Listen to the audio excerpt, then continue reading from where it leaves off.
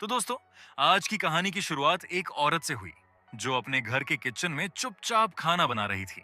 उस समय सब कुछ नॉर्मल लग रहा था, लेकिन तभी अचानक उसे सिंक के नीचे लगी पाइप से अजीब सी आवाजें सुनाई देने लगी। पहले उसे लगा कि शायद पानी का प्रेशर होगा, लेकिन ध्यान देने पर उसे एहसास हुआ कि आवाजें पानी जैसी नहीं थीं।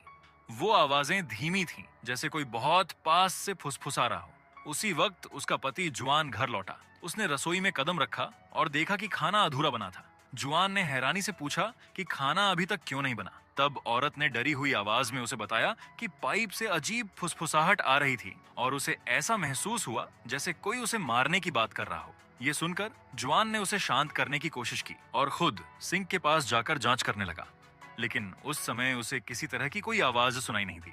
जुआन ने सोचा कि शायद उसकी पत्नी ज्यादा काम करके थक गई होगी, इसलिए उसने कहा कि हो सकता है पास वाले पड़ोसी के घर में कोई मरम्मत चल रही हो और आवाज पाइप के जरिए आ रही हो।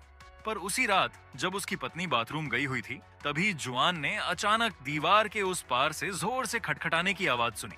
आवाज इतनी तेज थी कि जुआन की नींद खुल गई। उसने सोचा कि जरूर पड़ोसी जानबूझकर शोर कर रहा होगा। गुस्से में उसने दीवार की तरफ मुंह करके जोर से चिल्लाया और पड़ोसी को चुप रहने के लिए कहा। कुछ पल के लिए सब कुछ शांत हो गया और वो फिर से सोने की कोशिश करने लगा, लेकिन जैसे ही उसने आंखें बंद की, वहीं खटखटाने की आवाज दोबारा शुरू हो गई। परेशान होकर जुआन घर से बाहर निकला और सीधे पड़ोसी के घर चला गया। उसने दरवाजे की घंटी कई बार दबाई, लेकिन अंदर से किसी ने भी जवाब नहीं दिया। ये देखकर जुआन और भी उलझन में पड़ गया। अगर पड़ोसी घर पर नहीं था तो फिर ये आवाजें कहां से आ रही थीं? इसी सवाल के साथ वो भारी मन लेकर वापस अपने घर लौट आया। जैसे ही वो अंदर घुसा, तभी उसे अचानक एहसास हुआ कि खटखटाने की असली आवाज दीवार के उस पार से नहीं, बल्कि उसके अपने बाथरूम से आ रही थी। ये समझते ही जुआन तेजी से बाथरूम की ओर दौड़ा, जहां उसने देखा कि उसकी पत्नी बाथरूम की दीवारों से खुद ही टकरा रही थी, जैसे किसी अदृश्य ताकत ने उसके शरीर पर पूरी तरह कब्जा कर लिया हो। ये देखकर जुआन ने उसे पकड़ने और रोकने की बहुत कोशिश की, लेकिन उसकी पत्नी खुद को लगातार चोट पहुंचाती रही और आखिर में उसकी पत्नी की वहीं मौत हो गई। इस दर्दनाक घटना के बाद जुआन पूरी तरह टूट गया। सदमे की हालत में उसे मेंटल हॉस्पिटल में भर्ती करा दिया गया, जिसके बाद पुलिस की अनुमति से उससे मिलने 3 लोग आए। उनमें एक फॉरेंसिक स्पेशलिस्ट था जिसका नाम जॉन था, दूसरा एक पैरानॉर्मल जांचकर्ता थी जिसका नाम मोना था, तीसरा एक साइकाइट्रिस्ट था जिसका नाम रेमन था। तीनों का मानना था कि इस घटना के पीछे कोई असामान्य कारण हो सकता है। इसी वजह से वे जुआन से यह समझना चाहते थे कि हाल के दिनों में उसके घर या आसपास कोई अजीब, डरावनी या समझ से परे घटना तो नहीं हुई थी। थोड़ी देर सोचने के बाद जुआन ने उन्हें एक बात बताई। उसने कहा कि उसका पड़ोसी वॉल्टर पिछले कुछ दिनों से बहुत अजीब व्यवहार कर रहा था। वॉल्टर का नाम सुनते ही प्रोफेसर मोना सीरियस हो गई। उसने बताया कि कुछ दिन पहले वॉल्टर ने उसे फोन किया था और कहा था कि उसके घर में भी अजीब घटनाएं हो रही हैं, क्योंकि वॉल्टर को कई महीनों से लगता था कि उसके घर में कोई अदृश्य ताकत मौजूद है। जब उसने पहली बार फोन किया था, तब प्रोफेसर की असिस्टेंट ने कॉल उठाया था और उसे अगले दिन फोन करने को कहा था। वॉल्टर ने बाद में बताया था कि जब भी वो रात को घर लौटता, उसे लगता कि उसके बिस्तर के नीचे कोई छिपा हुआ है। वो डरते डरते नीचे झांकता, पर वहां कुछ भी नहीं होता। फिर भी उसके दिमाग से ये ख्याल निकलता ही नहीं था। इसी डर की वजह से वो कई रातों तक सो नहीं पाया और आखिरकार नींद की गोलियां लेने लगा। पर एक रात जब वो गहरी नींद में था, तभी अचानक उसका बिस्तर जोर से हिलने लगा। डर के मारे उसकी नींद खुल गई। उसने हिम्मत करके बिस्तर के नीचे झांका, लेकिन वहां फिर से कुछ दिखाई नहीं दिया। पर जैसे ही वो वापस लेटा, हमें नीचे एक अजीब सी आकृति दिखाई दी और उसी पल कमरे की लाइट अचानक बंद हो गई। वॉल्टर ने घबराकर स्विच दबाया, लेकिन लाइट जली ही नहीं। तभी उसे याद आया कि बिस्तर के नीचे एक प्लग लगा हुआ था। कांपते हाथों से उसने नीचे झुककर तार को प्लग में लगाया। जैसे ही बिजली आई, उसे साफ महसूस हुआ कि कोई इंसानी सी आकृति कमरे से तेजी से बाहर भाग गई। डर के मारे वॉल्टर तुरंत कंबल के अंदर घुस गया। उसने आंखें बंद कर लीं और भगवान से प्रार्थना करने लगा, क्योंकि अब उसे यकीन हो चुका था कि उसके घर में कोई ऐसी चीज मौजूद थी जो इंसान नहीं थी। फिर अगली सुबह जब वो उठा तो पूरा घर बिखरा हुआ था। डर और घबराहट में वॉल्टर ने तुरंत प्रोफेसर को फोन किया। उसने हाँफती हुई आवाज में बताया कि अब वो साया सिर्फ चीजें नहीं हिला रहा था, बल्कि उसे साफ दिखाई भी देने लगा था। उसने मदद की गुहार लगाई और कहा कि अब मामला बहुत आगे बढ़ चुका है, लेकिन फोन पर प्रोफेसर की असिस्टेंट ने सबूत न होने की वजह से फिर से मदद करने से मना कर दिया। फिर उस रात वॉल्टर ने तय किया कि उसे सबूत इकट्ठा करना होगा। इसलिए उसने एक कैमरा खरीदा और अपने कमरे में इस तरह लगाया कि रात की सारी गतिविधियां रिकॉर्ड हो सकें। जिसके बाद कैमरा ऑन करके वॉल्टर सोने की कोशिश करने लगा, लेकिन कुछ ही देर बाद एक अजीब आवाज से उसकी नींद खुल गई। जब उसने खिड़की की ओर देखा तो उसे एक डरावना साया दिखाई दिया। वो घबरा गया और तुरंत लाइट जला दिया, लेकिन रोशनी फैलते ही साया गायब हो गया। इसके बाद उसने कैमरा उठाया और रिकॉर्डिंग देखने लगा। जहाँ पे उसने देखा कि जब वो सो रहा था तब एक भयानक आकृति उसे घूर रही थी और फिर धीरे धीरे अलमारी की ओर चली गई थी। ये देखकर वॉल्टर डर गया और अलमारी की ओर देखने लगा। फिर उसने हिम्मत जुटाया और अलमारी का दरवाजा खोला, लेकिन अंदर उसे सिर्फ उसके पुराने कपड़े ही लटके हुए दिखाई दिए। तभी उसने वीडियो को थोड़ा पीछे करके दोबारा ध्यान से देखा तो उसे एक सच्चाई समझ में आई कि वो अजीब साया अलमारी से नहीं बल्कि उसके बिस्तर के नीचे से बाहर आया था। तब अचानक अलमारी का दरवाजा अपने आप खुल गया और उसके अंदर वही भयानक साया मौजूद दिखा। उसी समय वॉल्टर ने अपनी बंदूक की चमकदार सतह से वही साया देखा। ये देखकर वो धीरे धीरे बंदूक उठाने लगा, लेकिन तभी उस अजीब प्राणी ने उस पर हमला कर दिया। फिर अगली सुबह एक बच्चा फुटबॉल खेलते खेलते गलती से वॉल्टर के घर के पास पहुंच गया। तभी उसे अचानक प्यास लगने लगी, इसलिए वो पानी पीने के लिए वॉल्टर के घर के बाहर लगे नल से पानी पीने लगा। तभी वॉल्टर अचानक गुस्से में आ गया और बच्चे को तुरंत बाहर जाने के लिए चिल्लाया। बच्चा डर गया और घबराकर वहां से भागने लगा। तभी सड़क पर तेज रफ्तार से आती एक बस ने उसे जोरदार टक्कर मार दिया। जोरदार आवाज सुनते ही जुआन अपने घर से बाहर भागा। जब उसने पास जाकर देखा तो उसके पैरों तले जमीन खिसक गई, क्योंकि सड़क पर पड़ा मरा हुआ बच्चा असल में उसकी पड़ोसन अलीशा का बेटा था। फिर कुछ ही देर बाद पुलिस वहां पहुंची और जांच शुरू कर दी। सबूत इकट्ठा करने के बाद सड़क पर फैला खून साफ कर दिया गया और जगह को पानी से धो दिया गया। जांच की औपचारिकताएं पूरी होने के बाद बच्चे के लाश को भी कब्रिस्तान ले जाया गया, जहां उसे पूरे रीति रिवाज के साथ दफनाया गया। लेकिन उसी रात फॉरेंसिक स्पेशलिस्ट जॉन को पुलिस की तरफ से एक रहस्यमय केस में मदद के लिए फोन आया। जब जॉन उस जगह पहुंचा तो उसे देखकर हैरानी हुई कि शिकायत करने वाली महिला कोई और नहीं बल्कि अलीशा थी। अलीशा डरी हुई हालत में थी। उसने बताया कि उसने अपने घर के दरवाजे के बाहर अजीब आवाजें सुनी थीं। उसने कहा कि जब उसने बाहर झांक कर देखा तो उसे एक छोटे बच्चे जैसी परछाई दिखाई दी थी और जमीन पर अजीब तरह के पैरों के निशान भी थे। ये सुनकर जॉन बाहर जाकर हालात देखने लगा। तभी उसकी नजर उस जगह पर पड़ी जहां बच्चे की लाश रखी हुई थी। ये देखकर जॉन ज्यादा हैरान नहीं हुआ। उसे लगा कि ये कोई अलौकिक घटना नहीं बल्कि अलीशा के दिमाग का भ्रम हो सकता है। उसके मन में शक पैदा हुआ कि अपने बेटे की मौत का सदमा अलीशा सहन नहीं कर पा रही थी और शायद उसी हालत में उसने खुद ही कब्र से बेटे का लाश निकाल लिया हो। जॉन और पुलिस जब इसी बात पर चर्चा कर रहे थे तभी टेबल पर रखा दूध का ग्लास अचानक अपने आप गिर पड़ा। ये देखकर जॉन एक पल के लिए चुप हो गया। फिर कुछ सोचने के बाद उसने सुझाव दिया कि बच्चे के लाश को उसकी मां की नजरों से दूर चुपचाप फिर से दफना दिया जाना चाहिए और इस अजीब घटना को पुलिस रिपोर्ट में दर्ज न किया जाए।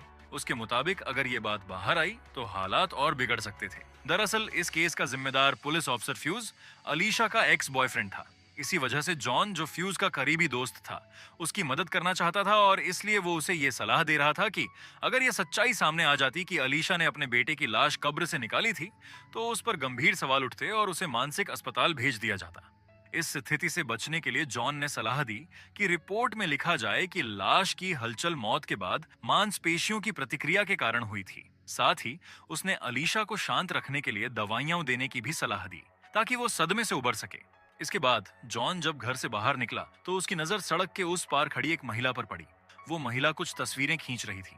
जॉन को वो जानी पहचानी सी लगी, इसलिए वो उसके पास चला गया। थोड़ी बातचीत के दौरान उसे पता चला कि वो कोई और नहीं बल्कि मोना थी, एक पैरानॉर्मल एक्टिविस्ट और रिसर्चर जो अलौकिक और रहस्यमयी घटनाओं पर काम करती थी।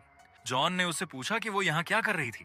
मोना ने बताया कि उसने इस इलाके में हो रही अजीब घटनाओं के बारे में सुना था और सच्चाई जानने के लिए यहाँ आई थी।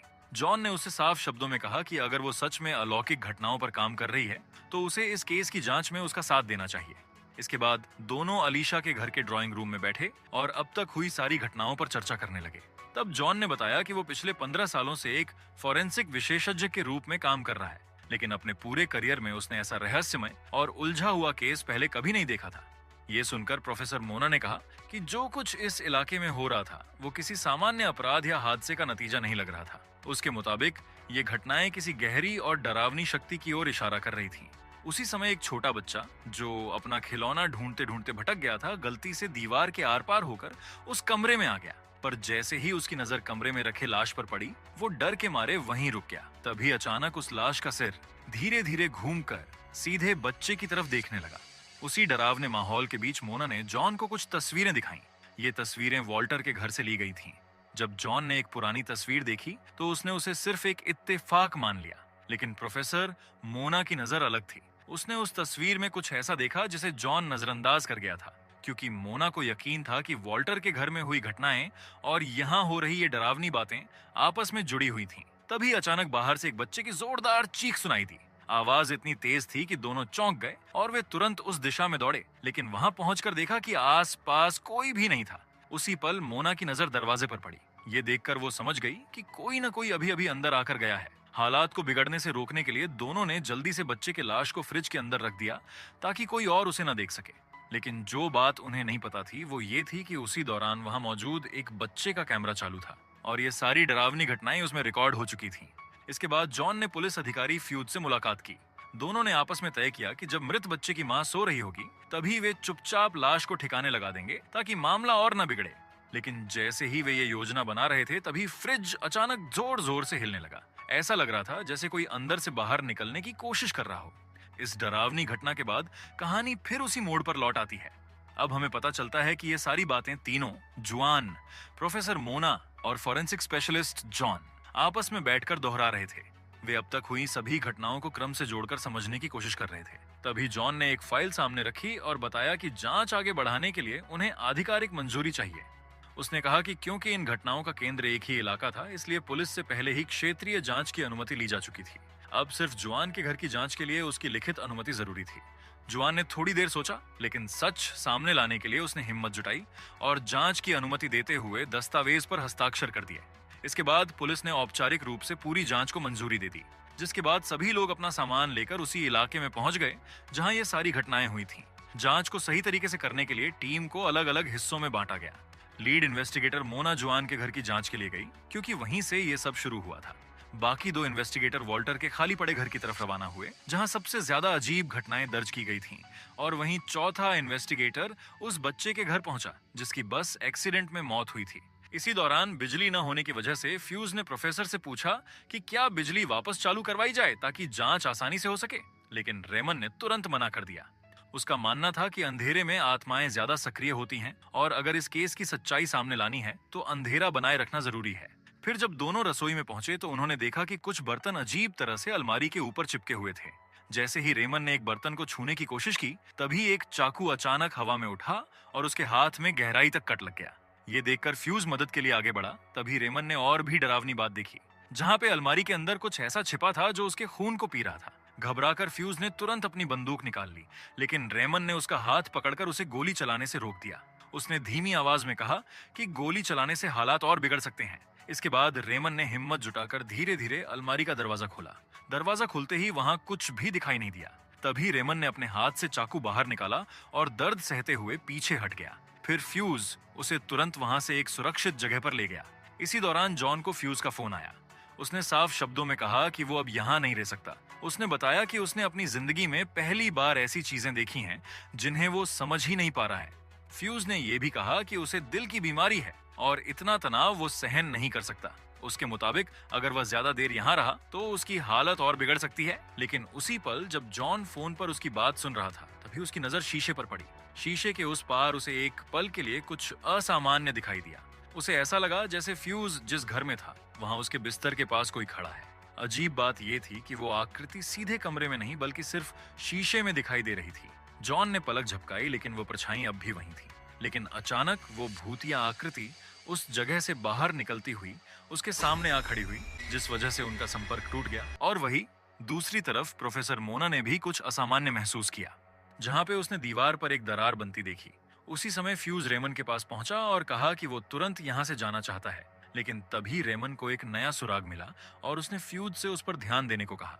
जब दोनों ने एक साइड से बिस्तर के नीचे देखा तो उन्हें वहां कुछ भी नहीं मिला। लेकिन जैसे ही वे दूसरी तरफ मुड़े तो सामने का दृश्य देखकर दोनों सन्न रह गए, क्योंकि पूरा कमरा अजीब और डरावने जीवों से भरा हुआ था। इस पर रेमन का मानना था कि अंधेरा और रोशनी एक ही जगह पर एक साथ मौजूद रहते थे, बस सही नजरिए की जरूरत होती थी। ये सब देखकर फ्यूज खुद को संभाल नहीं पाया और तुरंत घर से बाहर भाग गया। लेकिन कुछ कदम बाद उसे एहसास हुआ कि उसे जॉन को भी साथ ले जाना चाहिए। इसलिए वो जॉन के घर पहुंचा और कई बार आवाज लगाई, लेकिन जॉन ने कोई जवाब नहीं दिया। तभी उसकी नजर कमरे के एक कोने में रखी अलमारी पर पड़ी। अलमारी के दरवाजे पर ताजे खून से बना एक हाथ का निशान साफ दिखाई दे रहा था। फ्यूज का दिल जोर से धड़कने लगा। डरते हुए कांपते हाथों से उसने अलमारी का दरवाजा खोला। दरवाजा खुलते ही उसके पैरों तले जमीन खिसक गई। अंदर जॉन की लाश पड़ी थी। उसका शरीर ठंडा पड़ चुका था और उसकी आंखों से खून बह चुका था। उधर प्रोफेसर मोना दीवार की दरारों की जांच कर रही थी। तभी उसने देखा कि वहां एक आदमी छिपा हुआ था और वो आदमी कोई और नहीं बल्कि वॉल्टर था, जो काफी समय से गायब था। उसी वक्त फ्यूज वहां पहुंचा और प्रोफेसर को बताया कि जॉन के साथ कुछ बहुत भयानक हुआ है और जॉन से हुई सारी घटना के बारे में बता दी। ये सब सुनते ही मोना समझ गई कि हालात अब उनके हाथ से निकल चुके हैं। उसने तुरंत रेमन से संपर्क करने की कोशिश की और साफ कहा कि जांच अब रोकनी चाहिए क्योंकि मामला जानलेवा बन चुका है। लेकिन दूसरी तरफ से कोई जवाब नहीं आया। तभी अचानक प्रोफेसर मोना के दिमाग में सारी घटनाएं एक साथ जुड़ने लगीं। उसे आखिरकार उस रहस्य की सच्चाई समझ में आ गई जो अब तक सबकी नजरों से छुपी हुई थी। फिर मोना ने फ्यूज को बताया कि ये भूतिया शक्तियां किसी इंसान के जरिए नहीं बल्कि पानी के जरिए फैल रही थी। जिस बच्चे का बस एक्सीडेंट हुआ था उसने वॉल्टर के घर का पानी पिया था। उसकी मौत के बाद जब पुलिस ने सड़क को पानी से धोया तो वही दूषित पानी नालियों के जरिए पूरे इलाके में फैल गया। यही वजह थी कि जुआन की पत्नी को रसोई में अजीब आवाजें सुनाई देने लगी थीं। लेकिन तभी अचानक अंदर से एक हाथ बाहर निकला और प्रोफेसर को पकड़ लिया। ये दृश्य इतना डरावना था कि फ्यूज का दिल तेजी से धड़कने लगा और उसे दिल का दौरा पड़ गया। उसी समय दीवार से एक राक्षसी आकृति बाहर निकलने लगी। दूसरी तरफ रेमन अपने कमरे में कैमरे की रिकॉर्डिंग देख रहा था ताकि सबूत जुटा सके। तभी उसके पीछे रखी अलमारी अपने आप चरमराती हुई खुल गई। रेमन ने जैसे ही पलटकर देखा उसका चेहरा डर से सफेद पड़ गया। अगले ही पल उसके साथ भी वही हुआ जो जॉन के साथ हुआ था। उधर किसी तरह फ्यूज उस भयानक घटना से जिंदा बच गया। कुछ समय बाद जब उसे होश आया तो उसने देखा कि कमरे का सारा फर्नीचर अपने आप हिल रहा था। तभी दरवाजा खुला और अलीशा अंदर आ गई। उसका चेहरा गुस्से और दर्द से भरा हुआ था। फ्यूज ने उसे देखते ही मदद की गुहार लगाई, लेकिन अलीशा ने उसकी एक भी बात नहीं सुनी। वो उस पर चिल्लाने लगी और अपने बच्चे को नुकसान पहुंचाने का दोष फ्यूज पर लगाने लगी। फिर उसने उस वीडियो का जिक्र किया जिसे उस लड़के ने अपने मोबाइल में रिकॉर्ड किया था। अलीशा ने बताया कि उस वीडियो में फ्यूज साफ दिखाई दे रहा था, जहां वो एक लाश को छिपाते हुए दिख रहा था। लेकिन फ्यूज के बार बार माफी मांगने पर अलीशा थोड़ी नरम पड़ गई, क्योंकि दोनों का कभी रिश्ता रह चुका था। इसके बाद जब फ्यूज उसके कार में बैठने वाला था तभी उसने बच्चे की लाश देख ली। ये देखकर फ्यूज का दिल बैठ गया। उसी पल उसे एहसास हो गया कि अलीशा पूरी तरह अपना मानसिक संतुलन खो चुकी है और अब हालात उसके काबू से बाहर हो चुके हैं। डर के मारे वो बिना कुछ कहे तुरंत दूसरी कार की ओर चला गया। जैसे ही उसने गाड़ी स्टार्ट करने की कोशिश की तभी मोना की आत्मा उसके पास आ गई। उसे देखते ही वो बुरी तरह घबरा गया। जल्दी से गाड़ी चालू की और वहां से भाग निकला। लेकिन कुछ दूर जाने के बाद उसने अचानक सड़क किनारे गाड़ी रोक दी। उसका दिमाग तेजी से चल रहा था। वो जानता था कि भागने से कुछ भी खत्म नहीं होगा। अगर उसने अभी कुछ नहीं किया तो ये अभिशप्त ताकतें और लोगों की जान लेती रहेंगी। इसलिए वो वापस मुड़ा और तेज रफ्तार से उसी जगह पर पहुंच गया। वहां पहुंचते ही उसने अपनी कार की डिक्की खोली और पेट्रोल के 2 डिब्बे निकाले। उसका इरादा साफ था। वो उस अभिशप्त घर को जला देना चाहता था ताकि ये रहस्यमय और डरावनी ताकतें हमेशा के लिए खत्म हो जाएं। लेकिन जब वो अलीशा के घर पहुंचा तो उसने देखा कि अलीशा ने फांसी लगा ली थी। ये दृश्य देखकर वो हिल गया, लेकिन उसने खुद को संभाला और पूरे घर में पेट्रोल डाल दिया। पर जैसे ही उसने माचिस जलाई वो बार बार बुझने लगी। तभी उसने देखा कि जॉन पास खड़ा था और हर बार माचिस बुझा रहा था। ये देखकर फ्यूज बुरी तरह डर गया। फिर बिना समय गंवाए उसने अपनी रिवॉल्वर से पेट्रोल पर गोली चला दी, जिससे घर में आग लग गई और आग की लपटों ने पूरे घर को घेर लिया। फिर 5 साल बाद 3 अजनबी जुआन से मिलने आए। उन्होंने उससे पूछा कि क्या वो फॉरेंसिक विशेषज्ञ मोना और 2 प्रोफेसरों को जानता था। जुआन ने हाँ में सिर हिलाया, लेकिन उनके नाम उसे ठीक से याद नहीं आ रहे थे। लेकिन तभी जुआन ने कहा कि उसे खिड़की के बाहर कोई झांकता हुआ दिखाई दे रहा है। लेकिन जब बाकी लोग मुड़े तो वहां कोई नहीं था। तभी जुआन ने दरवाजे की तरफ इशारा किया और कांपती आवाज में कहा कि वहां खड़ा आदमी आग में झुलस रहा है। ये सुनकर सभी फिर से दरवाजे की ओर देखने लगे। तभी कमरे का माहौल अचानक बदल गया और पास रखी एक कुर्सी अपने आप हिलने लगी और अगले ही पल वो जोर से हवा में उठी और तेजी से उनकी तरफ उड़ती हुई आ गई। और इसी के साथ ये कहानी यही खत्म होती है। अगर आपको एक्सप्लेनेशन अच्छा लगा हो तो वीडियो को लाइक और कमेंट जरूर करें। ऐसी ही और मजेदार और अनोखी कहानियों के लिए चैनल को सब्सक्राइब करना ना भूलें।